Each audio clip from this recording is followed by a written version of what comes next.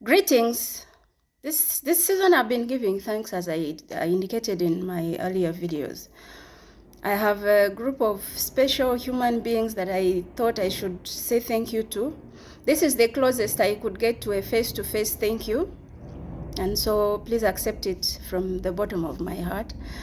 I believe I posted either in one of the videos or on my blog that the Lord indicated that I was destined to do amazing things. That's what I was told, amazing things. So I do believe that very soon, indeed, what will manifest will be really amazing and historical. But I owe a debt of gratitude to many people along the way. There are people who have supported me. Some of them, they know I've said thank you again and again. But there are those that I've never said thank you to. And it's been a horrible experience, so they should excuse me for not saying so earlier. I have been taught by many people, as anyone can imagine, from the formative years through secondary school and undergraduate studies. I was able to do graduate studies at Makerere University, Uganda Management Institute, and I've met amazing individuals. I have been helped professionally by my superiors. They were, they believed in me, they supported me, and so I am grateful. And I do believe I've, asked the Lord to bless them, and I trust that He will bless them. I undertook something unusual. I asked the Kennedy School of Government to support me. I had no money. Plus, I really had, issues catching up on economics and the quantitative courses that they offer for policy analysis and economic development. I had none of the basics. But, and so that leads me to mention the very first individual, a great public servant in his own right, but also a great enabler of public service. That is our dean at the time, Dean David Elwood. I'm truly, truly grateful.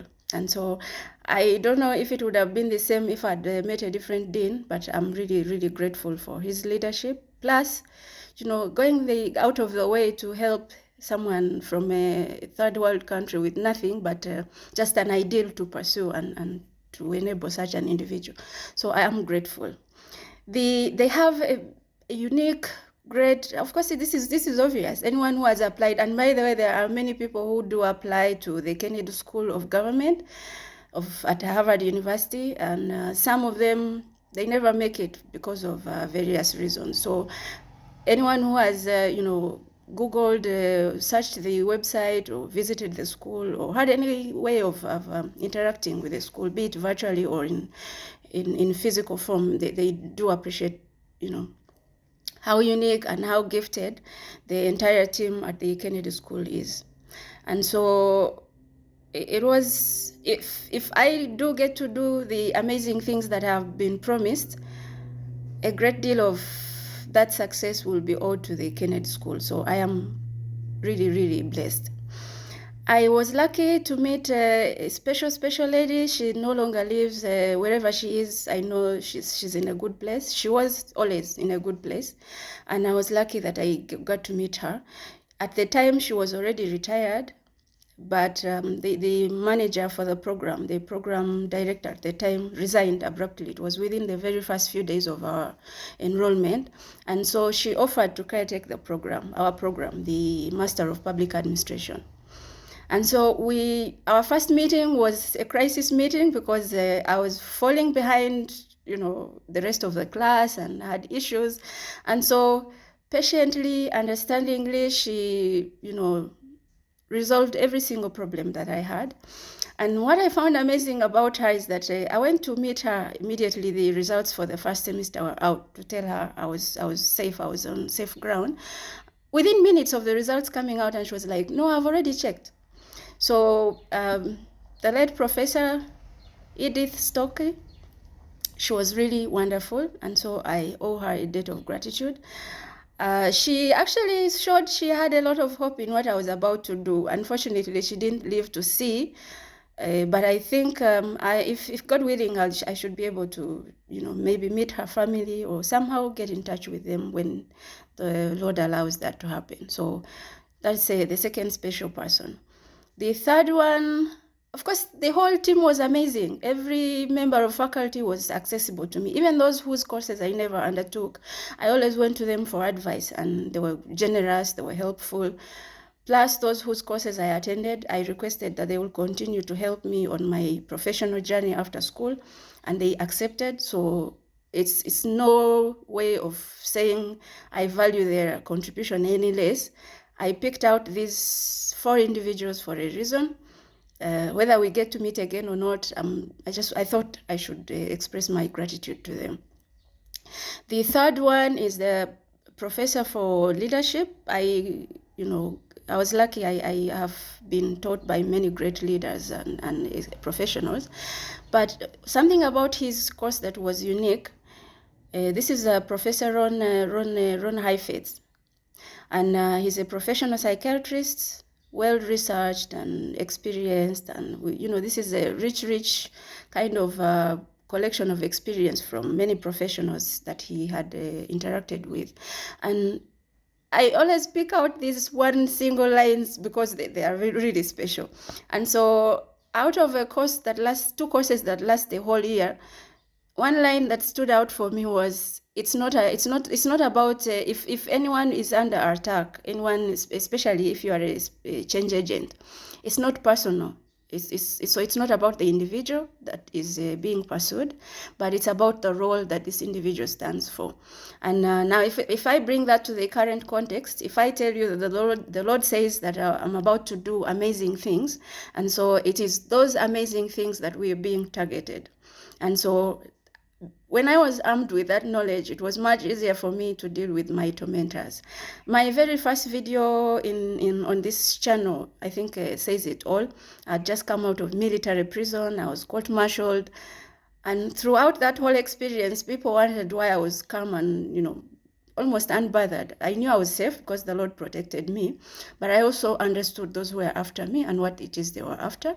And so these are really not personal issues, so I never dealt with them as a one-on-one that they are coming after me. So that line, maybe one phrase, one sentence, is not about the individual that is being pursued, it's about the role. The fourth, the last, and I guess maybe you'll see why again I singled this person out. This is a lady professor at the Harvard Business School, and this is a special school again. I mean, the program that allows one to go to almost any university on the Cambridge in the Cambridge city area. It's again special. So I was able to cross the River Charles to go to the Harvard Business School for special courses, business strategy, competitiveness, a lot of wonderful courses. Now, I'm singling out Professor Rosabeth Kanter for a reason. She's published dozens of books, so there's a lot of work she's done on behavioral economics, and lots of lessons for sure. She's interviewed many CEOs, business leaders, professionals of different backgrounds, especially sports. I don't know, maybe there's something special about politics, and I mean sports. Plus politics, she did write a section on the former late president of South Africa, Nelson Mandela. And again, out of a whole semester's course, very special course, it was called Managing Change. Again, one phrase, maybe I'll call it a phrase, one that said, when you're undertaking change, now that's the context, the phrase says, the difficult middle, it feels like failure. So I have spent the last 13 years of my life, I wouldn't even want to describe what I've been through. I mean, it's too much for anyone. But each time it got very difficult, I would remember that phrase. The difficult middle, it feels like failure. And I remember people came to me and said, why don't you acknowledge it won't work? Just accept it has failed, accept defeat, and move on. But I always remembered Professor Kanter's phrase, the difficult middle, it feels like failure.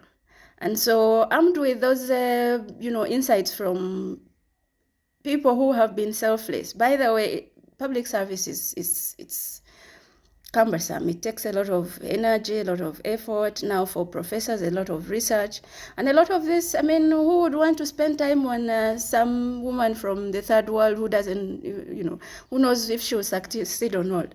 And on the contrary, one could be consulting with big corporations, billionaire executives.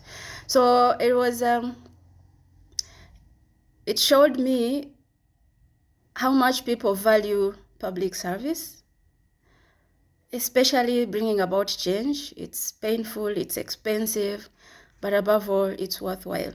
And so if we get to undertake and complete those amazing tasks, and people's lives improve, and it's really not just improving lives, it's seeing a prosperous, successful, happy, healthy generation with the help of the Almighty God. These wonderful individuals have contributed, and I felt I needed to put this out before we get busy, because anytime we're really going to get busy. Now, there are wonderful individuals. They've become professors in their own right now. At the time, they were fellow students, even if they were really more senior. Many of them were PhD students at the time. I have 3 individuals that stand out, and again, I wanted to say thank you before I get busy. Martin Mbaya, thank you so much. You are a professor now, so I think your students will testify to this. You are selfless, you are wonderful, and I pray that the Lord will continue to bless you as well. Warigia, thank you. These 2 are Kenyan, so there was that brotherly, sisterly love that I really appreciated. And so I'm grateful. So Professor Warigia Bowman, thank you, and God bless you. Now, one special individual who sat with me like he would sit with a nursery kid and maybe primary school through the years, and then he would condense all that for a graduate student. Now, Professor Joe Mazo, I'm grateful as well. And so I remember those moments. Each time I am, thankful to the Lord, I remember these individuals that I've mentioned. And so I hope that my gratitude reaches heavens and that the blessings will come down and shower on all of you. I'm grateful. Thank you, and be blessed.